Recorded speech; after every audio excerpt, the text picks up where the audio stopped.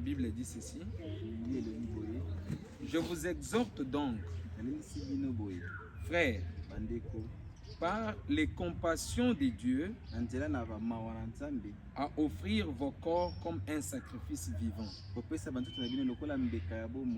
saint, agréable à Dieu, ce qui sera de votre part un culte raisonnable.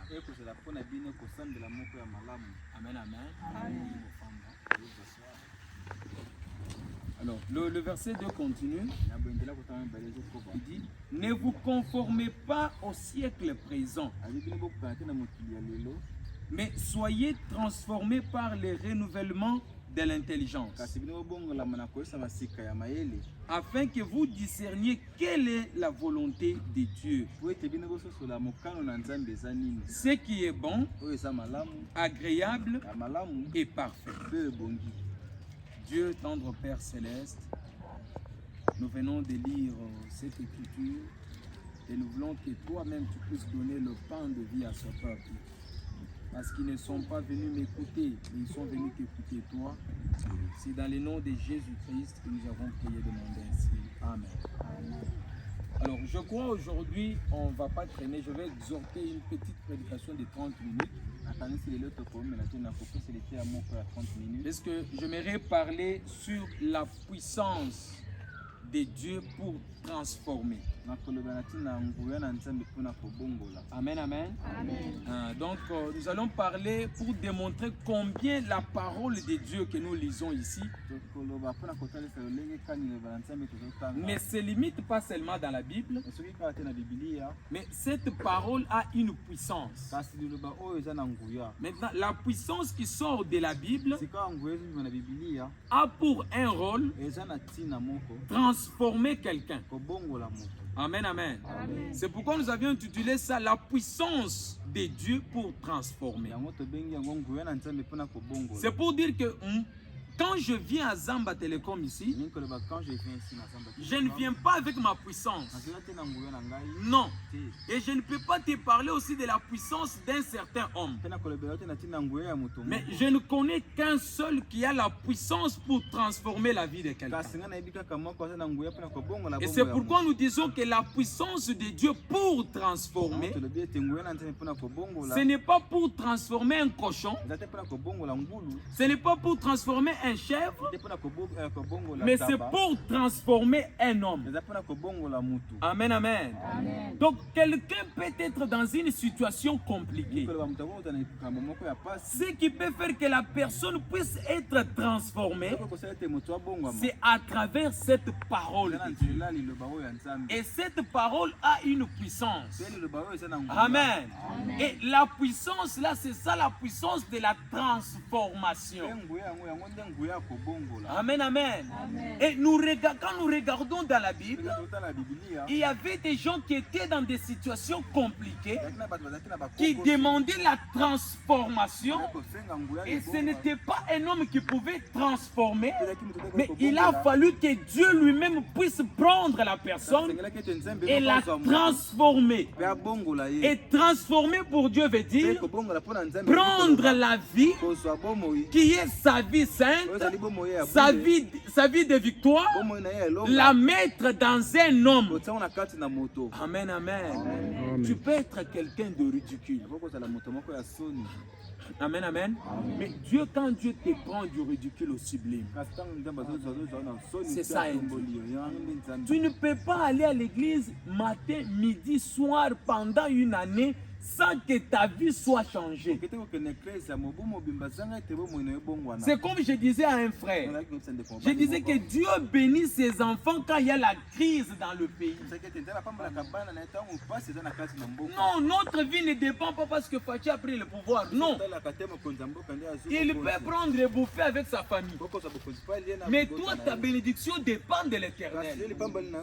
Amen, amen. C'est pourquoi j'ai pris ce sujet pour dire la puissance de la transformation.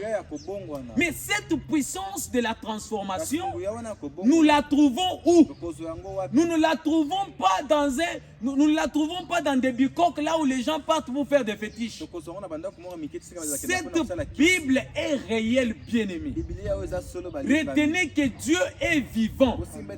Et c'est Dieu que nous parlons maintenant en vertu de la parole qui dit, là où 2 ou 3 se réuniront en mon nom, moi je serai au milieu d'eux. Est-ce que quelqu'un peut dire amen à cela? Quelqu'un peut dire amen? C'est-à-dire Dieu que nous servons maintenant, il ne peut pas nous laisser. Ce n'est pas de la blague. On ne peut pas perdre le temps pour rien. Donc si nous venons, c'est parce qu'il y a un Dieu qui existe et qui est capable pour délivrer quelqu'un. Amen, amen. Amen, amen. C'est pourquoi la Bible dit, ne vous conformez pas au siècle présent. Amen. Ça c'est le Saint Paul qui était en train de parler aux Romains. Parce que Paul a parlé aux Éphésiens. Il a parlé aux gens qui étaient à Galate. Il a parlé aux Romains qui est en Rome aujourd'hui. Il leur a parlé. Il avait vu que parmi ces gens-là, les gens aimaient le plaisir du monde plus que Dieu. Ils n'aimaient pas Dieu. Ils aimaient boire, ils aimaient fumer, les femmes qui voulaient être comme des hommes qui voulaient être comme des femmes. Paul a regardé et l'Esprit de Dieu a frappé sa pensée. Il leur a dit, je vous exhorte, frères, ne vous conformez pas à ce siècle présent. Amen, amen. Amen, amen. Pourquoi Paul leur parlait? C'est parce que ce peuple vivait en dehors de la volonté de Dieu. Au lieu de s'accrocher à la parole de Dieu, eux s'accrochaient aux choses du monde. Amen. Quelles sont les choses du monde? Tu aimes l'argent plus que Dieu? Non. Maintenant, nous avons le souffle de vie. Je ne sais pas si tu as payé combien. Dieu est réel. Dieu est capable.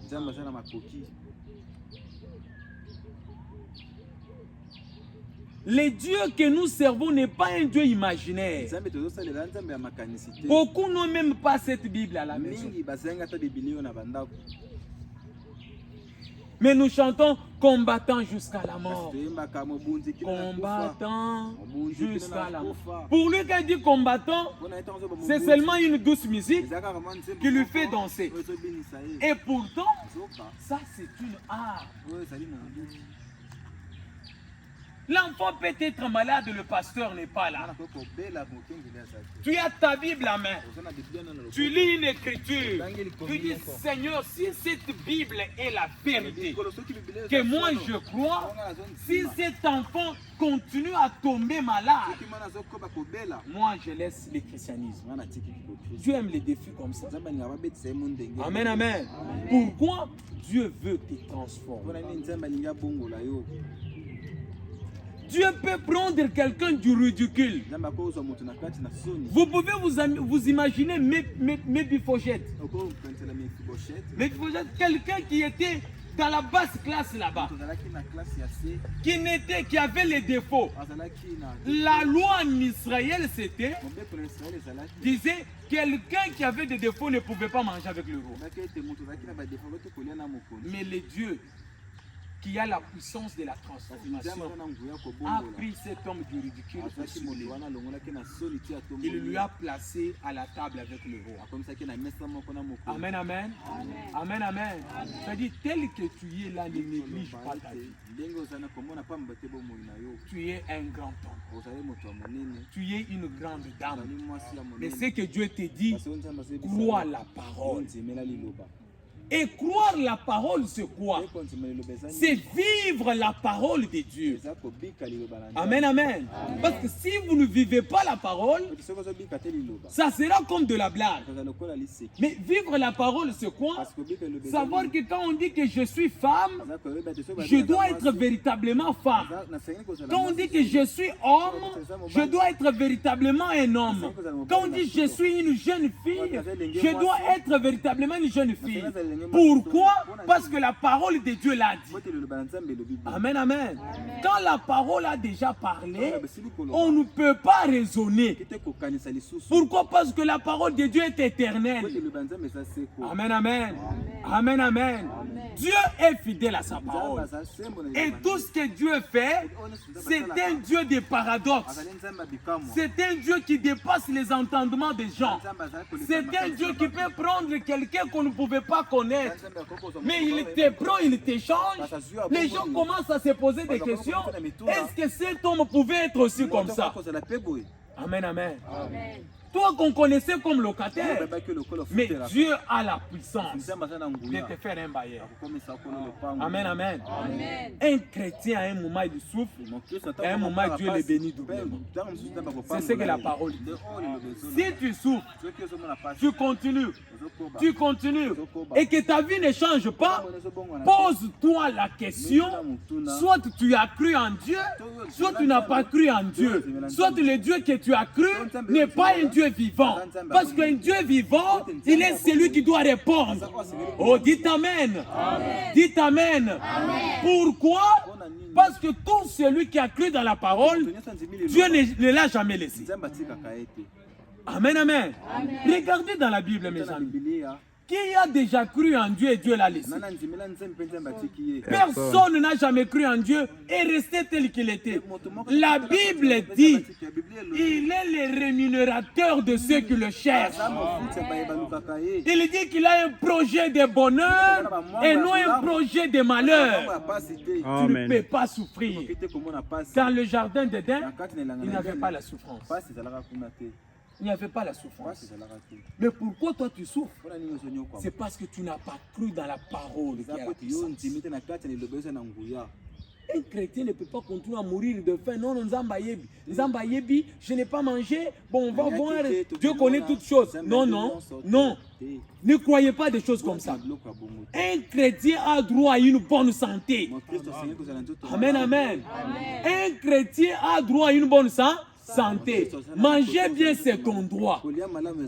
C'est ton droit. C'est ton droit. Au ciel, on ne va pas porter ses habits. Cette verset, je ne porterai pas au ciel. Parce qu'au ciel, nous aurons tous une même tenue. Ça sera une robe blanche. Il n'y a pas, oh non, moi je suis venu en ceinture, tout ça, chose. Non. Tous, nous aurons une robe blanche. Pas même pas rouge, vert, non, non, non.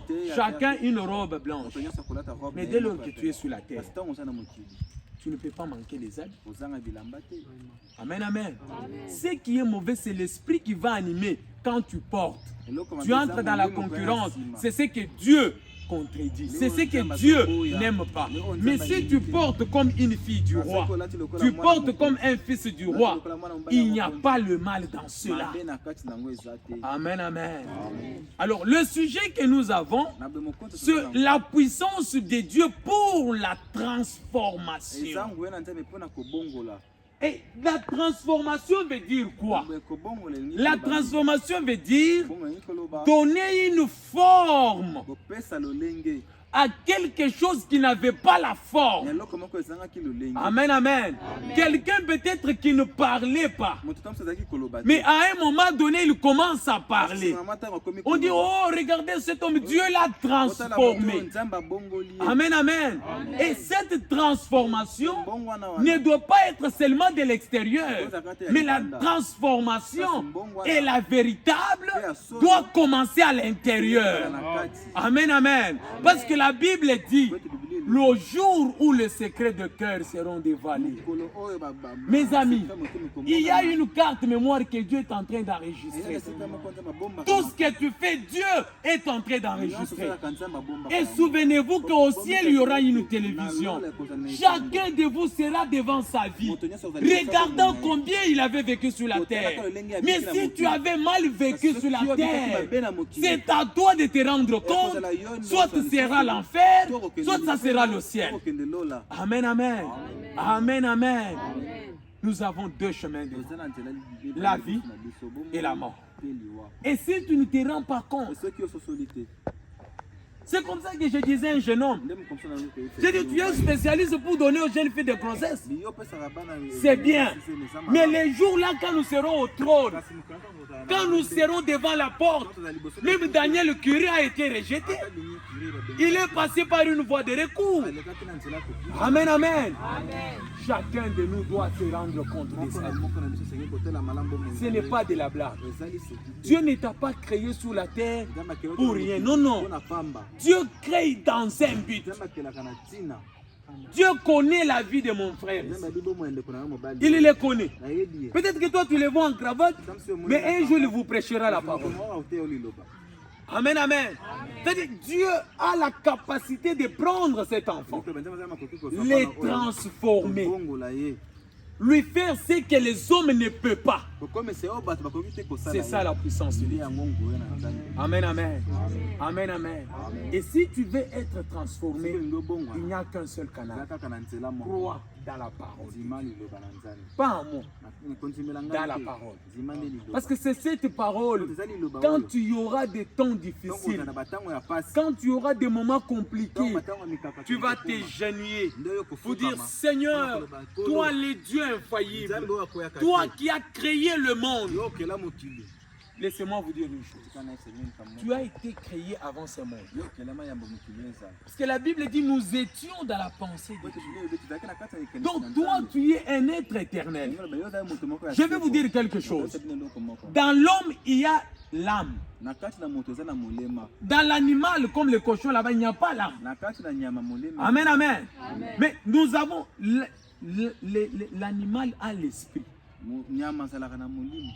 L'animal a l'esprit. Quand tu touches l'animal, l'animal sent que tu l'as touché. Comme peut-être les chimpanzés. Vous pouvez même leur parler. Vous les parlez, vous les éduquez et vous les dressez.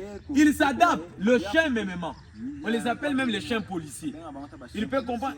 Il rentre. Fais ceci, amène-moi ça.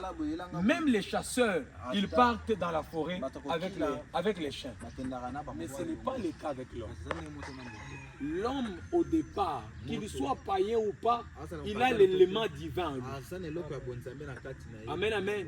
Et l'élément divin c'est l'âme. Donc quand tu es en train de mal vivre, tu es en train de trahir Dieu qui est en toi. C'est pourquoi devant le mal, tu vas voir l'âme là. Quelque chose te dit, ce que tu fais ce n'est pas Dieu. Mais comme l'homme est têtu dans sa nature, l'homme aime toujours être têtu. Il va Amen, amen. Et quand tu refuses, tu verras que ta vie chutera de temps en temps et tu n'iras pas loin. Amen, amen. Et quelqu'un qui croit dans la parole, laissez-moi vous dire une chose. Personne ne peut. Oh, Bandokia famille, le quartier, oh, tout ça. Non! Non, un chrétien, il est au-delà de la sorcellerie. Amen, amen. Pourquoi? Parce que c'est la parole de Dieu qui les transforme. Et quand la parole te transforme, tu es déjà dans le sang de Jésus. Et quand tu es dans le sang de Jésus, aucun sorcier ne peut te toucher. Et s'il vient pour te toucher, il sera déjà ton frère. Amen, amen. Amen, amen. On ne peut pas chasser un enfant à la maison, c'est un sorcier. C'est un sorcier, il faut les chasser. Non, la sorcellerie c'est une maladie. C'est un démon. On prie pour l'enfant, on coupe les liens sataniques, il confesse publiquement, il renonce, il dénonce et vous l'imposez le main et Dieu le protège. Amen, amen. Mais quand vous regardez aujourd'hui, même les soi-disant spirituels, les enfants dans des rues, pourquoi? Non, non, cet enfant c'est un sorcier. J'ai beaucoup souffert, papa. Oh, vraiment, pasteur, j'ai beaucoup souffert. Non. Quand l'enfant est sorcier, c'est un démon. Amen, amen. Ah. Mais s'il va te bouffer, c'est parce que toi, tu n'as jamais cru dans la parole. Mais quand tu es dans la parole, il ne peut pas te bouffer. Pourquoi? Parce que toi, tu es devenu Dieu. Et ne vous trompez pas. Je ne peux pas aussi dormir sans vous interpréter, faire l'intermédiaire pour vous. Quand je m'agenouille toujours, je cite toujours vos noms. Je dis, Seigneur, souviens-toi de ce peuple-là, Zamba Télécom. Ils t'ont cru. J'aimerais que le signe et le prodige leur accompagnent. Dans ce qu'ils font comme travaux demain, que tu les bénisses abondamment. Qu'ils voient que Dieu est réel. Qu'ils vivent bien. Qu'ils mangent bien. Qu'ils sentent que Dieu les connaît. Amen, amen. Mais le problème, c'est vous. Qu'est-ce qu'il devrait faire? Croyez dans la parole. Ne crois pas en vous. D'abord la parole. Et Paul continue pour dire, ne vous conformez pas à ces siècles. Ce cycle présente beaucoup de choses. Aujourd'hui en France, c'est un premier ministre, homme, mais qui a marié au ciel. Et ce n'est pas pour la toute même fois. Lui-même Macron comme président, c'est un lesbien ou un PD, je ne sais pas. Obama, il fut PD tous ces temps ici. Il a été toujours PD. C'est lui qui a soutenu ça, la toute même personne, à rendre cela public. C'est Obama que les gens magnifient aujourd'hui. Aujourd'hui, l'église catholique, ils ont accepté que l'homme et l'homme peuvent se marier, ils peuvent bénir le mariage. Pape vient de le parler. Est-ce que vous avez suivi ça? Vous comprenez? Et la Bible dit, c'est le signe du temps de la fin. Et du temps de la fin, à chaque fois, quand nous arrivons au temps de la fin, Dieu détruit toujours un peuple. Amen, amen. Amen, amen. Dieu détruit un peuple. Pourquoi? Il dit, Dieu ne fait rien sans révéler ses secrets à ses serviteurs, les prophètes. Du temps de Moïse, quand Dieu voulait faire sortir son peuple, Dieu est descendu. Il a dit à Moïse, je t'ai fait Dieu. Vas-y délivrer mon peuple qui est en esclavagisme. Et Moïse est parti. Pas comme un prophète, mais comme prophète Dieu. Parce que Dieu lui-même est descendu. Mais Dieu n'a jamais parti lui-même, n'est jamais parti lui-même en Égypte. Il a pris le corps de Moïse, il s'est incarné dans Moïse, il est allé affronter Pharaon. Mais regardez ce qui s'est passé. Quand Moïse part là-bas, il y a quelque chose qui s'est passé. Dieu lui-même endurcit le cœur de Pharaon.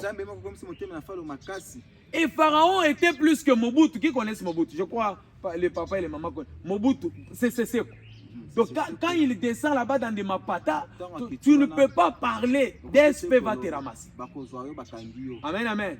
Mais Pharaon, c'était la grande puissance au monde.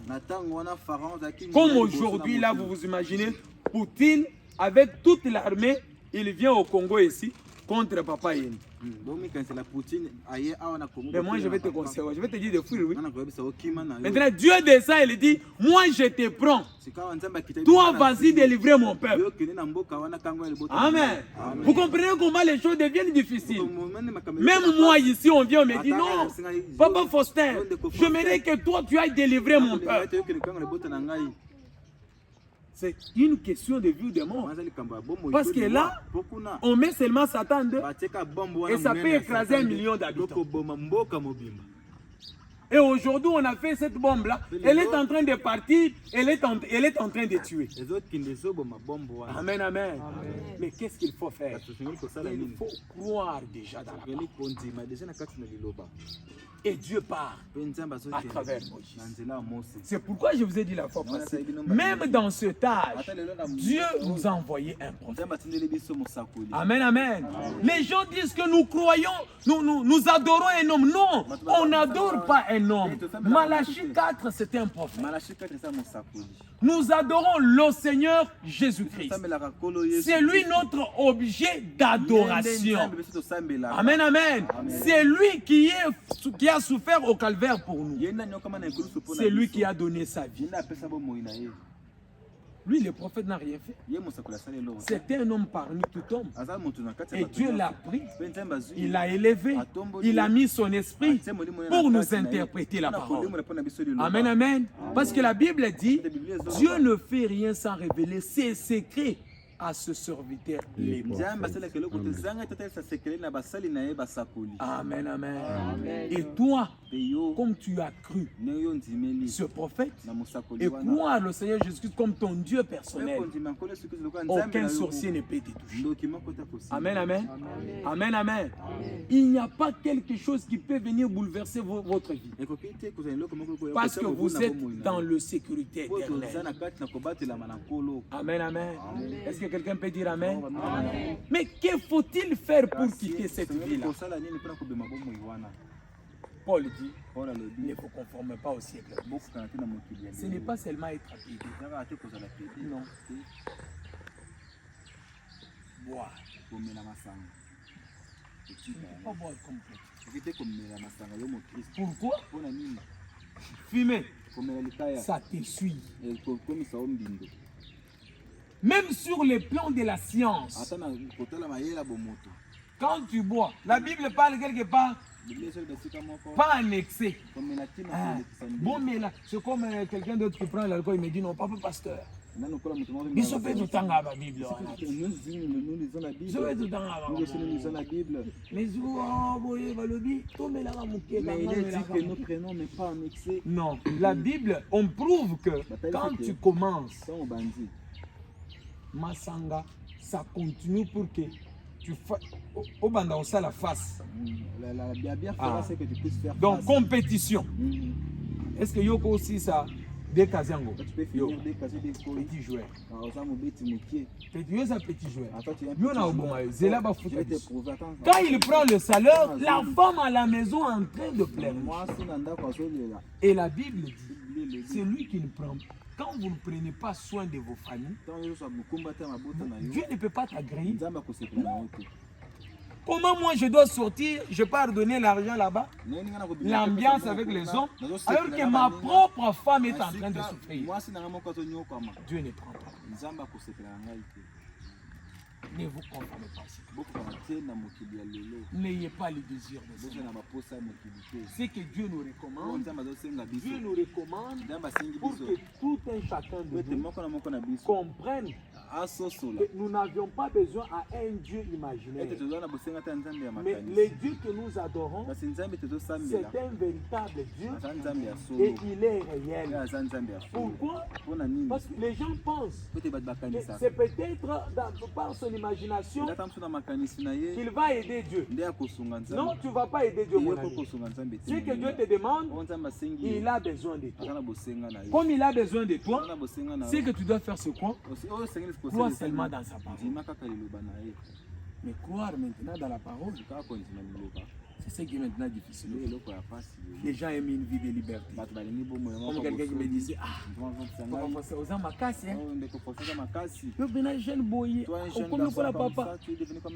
vous comprenez? Se conformer à ce siècle. Toi, tu es une maman, mais déjà tu entraînes ton fils à avoir des locks. Avoir des locks. Avoir des locks. Tu es un homme. Tu es un homme. Tu es un homme, donc tu ne peux pas rester comme ça. Tu ne peux pas rester comme ça. Ce n'est pas digne. Je ne comprends pas. Amen, amen. Et quand vous comprenez tout ce qu'il parle là, il vous détruit. Écoutez ce que la Bible dit. Et je dois citer par là. Dans 1 Jean, au chapitre 2, le verset 15. Écoutez ce que la Bible dit. Vous croyez dans la Bible? N'aimez point le monde ni les choses qui sont dans le monde. Si quelqu'un aime le monde, l'amour du Père n'est point en lui. Amen, amen. On vous dit de ne pas aimer quoi? Le monde. Pourquoi? Parce que nous sommes des pèlerins sur cette terre. Moi, je suis un étranger sur cette terre. Mon pays, c'est la Jérusalem d'en haut. Je dois partir là de ces 4 matins. Mais il y a des hommes qui vivent comme s'il n'y aura pas un jugement. Comme si l'enfer n'existe pas. Bien aimé, dans l'enfer, il fait très très chaud. Aux Ozikama, tu brûles. Mais tu ne meurs pas. Si on vous met là, vous serez supporté pendant une minute. Amen, amen. Ah. Pour éviter cela, vivez la parole. Et je vais vous dire, quand tu vis la parole, tu ne seras pas jugé. C'est ce que la Bible dit. Parce que toi et moi, nous jugerons ces morts. Comme d'ailleurs, moi, je suis déjà avocat. Donc, je serai ce jour-là le juge. Donc, je serai dans les pitoges, noir et blanc, rouge. Tout ça, c'est le symbole du jugement. Amen, amen. Hein? Moi, j'ai dit, ce jour-là, je serai juge. La Bible dit, nous jugerons ces morts. Moi, je jugerai ces morts. Parce que toi et moi, nous ne passerons pas au jugement. Quelqu'un qui a cru dans la parole ne sera pas jugé. Il sera enlevé. Amen, amen. Qui ne mérite pas à être enlevé? La parole de Dieu est réelle. La parole vous dit, n'aimez point les morts. La Bible dit quelque part, quand vous convoitez là avec les yeux, tu as déjà commis la guerre. Moi, je suis marié, mais je regarde une fille. L'adultère. L'adultère. Mais tu n'es pas sorti avec elle sur le lit. Non. Mais le fait seulement que tu as convoité et que tu as médité quelque chose en toi, l'adultère. Terrible. Amen, amen. Or, Dieu n'a jamais aimé les adultères. Les adultères payeront d'une manière ou d'une autre. C'est une vie d'essuie. Et Dieu n'aime pas ça. Voilà ce que Dieu veut te transformer. Les goûts de d'autres femmes. Les goûts de ce monde. Les goûts de ces choses terre à terre. Imaginez-vous même les gens qui sont partis plus loin dans le monde de science. Peut-être, bien à Balade. Je ne suis pas marié. Demandez à Lambert Men. Je ne sais pas s'il a combien d'enfants. Vous savez ses enfants? Il n'a pas d'enfants. Il est toujours député. Et tous nous connaissons que Lambert Men c'est quelqu'un de très intelligent. Pourquoi? Il sait priver certaines choses. Lui, c'est la lecture, méditer, lire des traités. Les femmes, bon, comme il est un politicien, un païen, quelqu'un qui ne connaît pas Dieu, il peut vivre de sa manière, mais il est trop concentré dans autre chose. Alors toi aussi, à partir de maintenant, aie cette Bible. Achète la Bible. Pour la robe, maman va somba. Pour les robes, les mamans peuvent acheter. Mais pour la Bible, pour ce qui est de la Bible, papa, pour la moi, ma sangana yakobe. Pour ce qui est de la bière, les papas. Mais pour la Bible, mais quant à la Bible, ça passe. Et pourtant, ça c'est la base du christianisme. Quand tu as cette Bible, ne la tiens pas seulement en main. Crois que Dieu existe. Mon souci quand je viens tous les jours, j'aimerais que vous puissiez croire que Dieu existe et qu'il va vous payer. Amen, amen. Ce que je vous dis, c'est réel. Si tu prends seulement la décision d'abandonner le monde, les choses du monde, les petites choses, amen, amen, ça les comprend. C'est comme aujourd'hui, nous avons la tendance, beaucoup de gens, ils mettent des chaînettes. Les lieux quand même la makolo. Vous savez ce que cela signifie? Hein? Mais c'est l'esclavagisme. C'est ce que la Bible dit. Amen, amen. Je vais vous lire. C'est cette Bible qui dit. Parce que les signes de cette chaînette-là, qui est ici ou ici, c'est les signes de l'esclavagisme de l'Égypte. C'est comme ça que Pharaon mettait cette chaîne-là pour les hommes, pour les identifier qu'ils étaient des esclaves. Mais aujourd'hui, tu peux être en Égypte sans le savoir. Tu es en train de marcher, mais Pharaon là-bas t'a déjà bloqué. Et qui est Pharaon aujourd'hui? C'est Satan. Amen, amen. Comme je viens dedans, moi, il faut moi chaînette. Moi, il faut moi parfum. Moi, il faut chaînette. Donc, moi, il faut aller à Boum. Jeune fille, tu dois être esclave. Amen, amen. Amen, amen. Dieu est fidèle. Il veut te transformer. Amen, amen. Je vais vous laisser la Bible. Ne vous conformez pas à ces siècles présents. N'aimez pas le monde plus que Dieu. Non. Premièrement, cherchez le royaume des cieux. Quand vous avez le royaume, vous aurez le bonheur. Il y a des gens aujourd'hui qui n'ont pas la paix. Qui n'ont pas la paix. Mais il est en train de forcer. Mais la paix, c'est dans la parole. Maman bébé, tu ne crois pas que la paix, c'est dans la parole? Hein? C'est la parole qui donne la paix. Parce que si tu n'as pas la paix, c'est très compliqué. C'est très très compliqué. Je vous dis par connaissance de cause. Il y a des gens qui vous souffrent terrible. Quand quelqu'un n'a pas la paix, non. Vous pouvez rentrer du travail, quelqu'un d'autre me disait, mais c'est un avocat, quelqu'un qui maîtrise les lois très intelligent. Il me dit, ah, mais comme on rentre du travail comme ça, moi je pars souffrir. C'est-à-dire c'est un temps compliqué. Il fouillait de rentrer chez lui. Soit il va rentrer à 0h et 6h il sort. Pourquoi? Amen, amen. Écoutez maintenant, ça j'ai lu et je vous dis, chacun de nous va.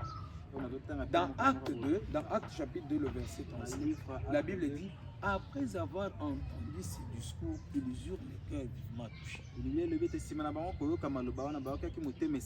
Ce que je vous parle ici, tu pars ton cœur retouché. Tu sens que Dieu m'a parlé. Je veux avoir cette vie de Christ. Je veux que la paix soit dans ma maison. Je veux que mes travaux marchent. Je veux que ce que je faisais, qu'il y ait la vie. C'est comme ça que Pierre aussi avait prêché. Et après cela, après avoir entendu cette prédication, vous qui êtes ici, ils eurent le cœur vivement touché. Amen, amen. Est-ce que ton cœur est touché? Amen. Et il dit à Pierre et aux autres apôtres, oh mon frère, que ferons-nous? Ils se sont posé la question. Nous avons écouté, nous voulons être transformés. Mais papa, tout ça la nini, que ferons-nous? Écoute maintenant ce que Pierre leur dit. 1. Répandez-vous. Et dans la repentance, si tu es sorti avec une autre femme, tu viens te repentir devant ta femme. Tu ne pars pas à l'église. Oh, papa, pasteur, moi, non, moi quand tu viens chez moi, je dois t'aider. La repentance, si tu as commis le mal contre le frère Daniel, tu viens te le demander. Qu'il soit ton fils, demande-lui pas. Oh non, moi je suis papa. Bon, Daniel, ok. Non, c'est pas ça la vie. Amen, amen. Je dis non. Parce que vous êtes déjà des frères. Et Dieu, chez Dieu, toi tu n'es pas papa. Tous vous êtes des enfants. Il dit, répentez-vous. Et deuxièmement, il dit, que chacun de vous soit baptisé au nom de Jésus. C'est ce que je disais la fois passée, que tu n'entres pas en Christ par la Bible que tu as tenue. Non, tu entres par le baptême au nom du Seigneur Jésus. Ça c'est deuxième point.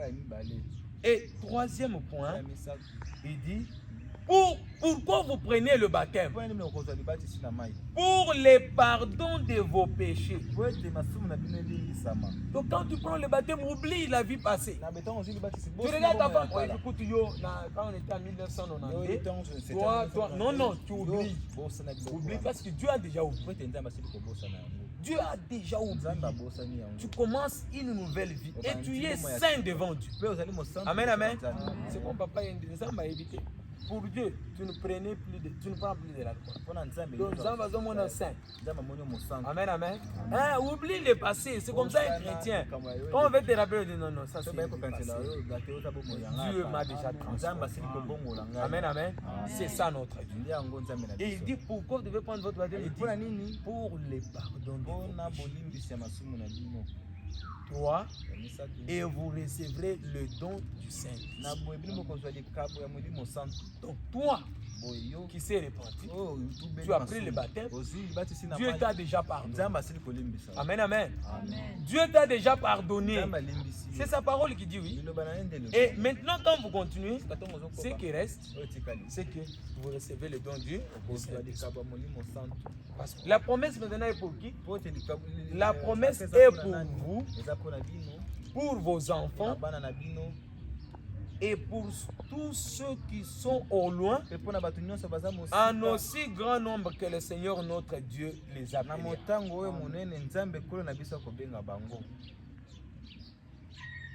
Amen, amen. Amen, amen. C'est ce que nous venons de faire. Amen. Si quelqu'un est touché, ne résiste pas. Parce que le temps est tellement difficile. Le monde a touché à sa fin. Le fleuve va déborder. Hein. Pourquoi le fleuve va déborder? C'est le péché. Parce que là, ce n'est plus un problème du gouvernement. Non. Ça, ce sont des catastrophes. Ah. Le fleuve va tellement déborder. On peut être ici, on voit seulement l'eau commencer à venir. Vous imaginez c'est quoi? Les péchés. Quand le péché dépasse, regardez les gens qui sont tout autour du fleuve. Ils mettent au monde là-bas, ils s'engrossent là-bas, ils font tout là-bas, ils dorment au-dessus de l'eau. C'est le péché et c'est le signe du temps. Qu'est-ce que Dieu dit? Répondez. D'abord, prenez votre baptême. Pourquoi? Pour le pardon de vos péchés. Et après, vous recevez le don de Dieu. Que Dieu vous bénisse.